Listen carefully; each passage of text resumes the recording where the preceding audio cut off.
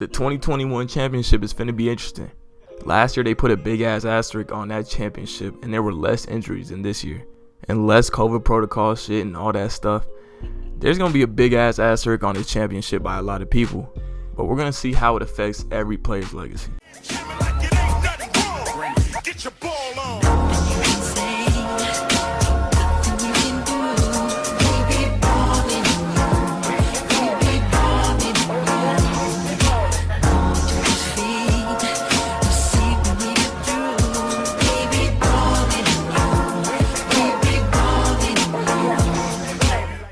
First off, to start, we're not going to be doing very young players like Luka Doncic, Nikola Jokic, Joel Embiid, because I think it's a sure thing that either they'll at least make the finals or win a championship at some point in their career. They're so young into their career that it's not going to change that much because they still have so many years to play and so much time to climb up the rankings. Let's start with one of the favorites this year and who won it last year, the Lakers and LeBron James. Now, LeBron James, to me, I don't count accolades to like move people up rankings. I won't really count a championship, but if you had a Hakeem Olajuwon type run, I'm definitely gonna count that run to your advantage. But LeBron James, to me, he's either the GOAT right now or right behind Michael Jordan. So I think there's a consensus that he is top two.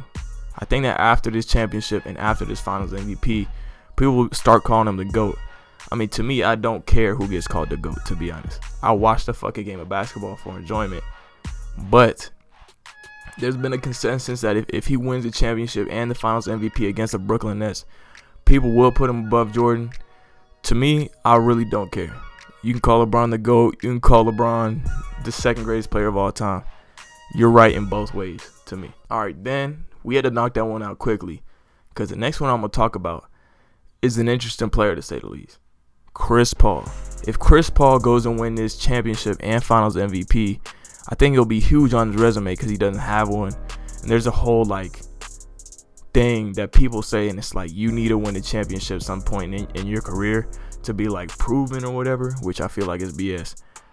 But Chris Paul, if he wins this championship, I think it moves him up quite a bit on the all-time list. Now, I don't know where people really rank him all time. I see people putting him out as far as top 30, which is like very low for Chris Paul. Some even as high as top 15. I have him around top 20. So we'll put him there as a top 20 player. I feel like if he wins the championship and has a great run, because in the end of the day, he's going to have to face the MVP, which is Jokic. He's going to have to face the Clippers or the Lakers at least once. That's going to be a tough run. So if he can get through all those teams and beat the Brooklyn Nets in the finals, I think it moves him up like a good amount of spots all the time. I say even 5. He should be top 15 if he wins this championship. Like, this would be a huge championship on his resume. Not even because he got a championship. It'll just be the teams that he beat.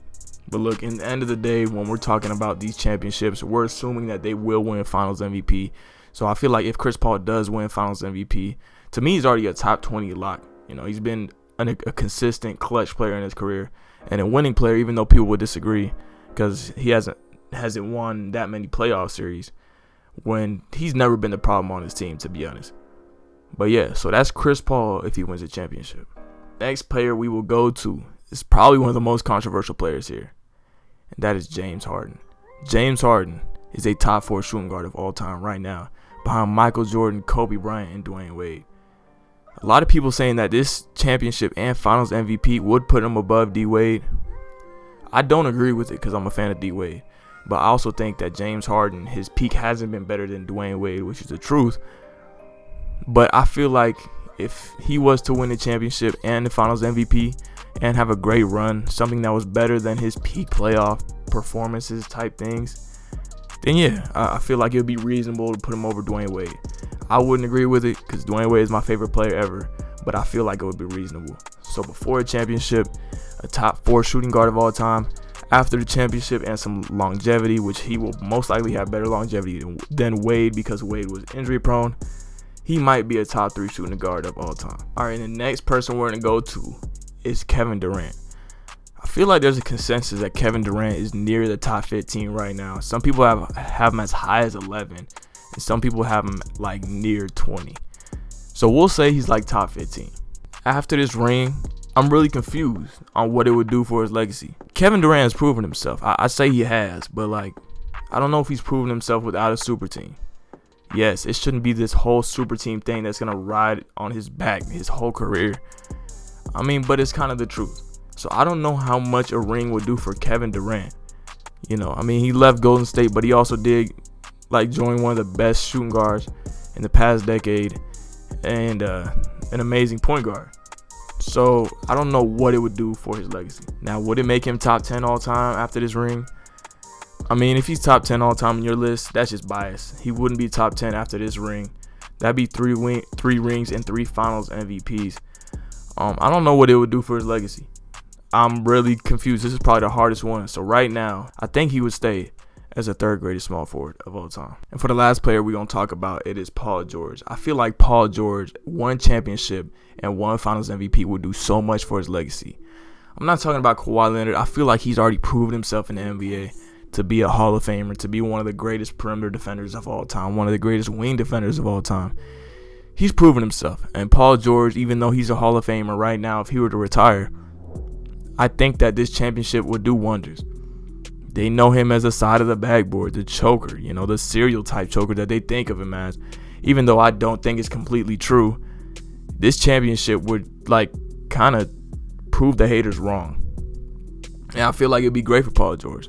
Paul George, even though he's been very injured, you know, whether it be that ankle breaking or like, I mean, the shoulder problems, I feel like this championship and finals MVP would shut him up.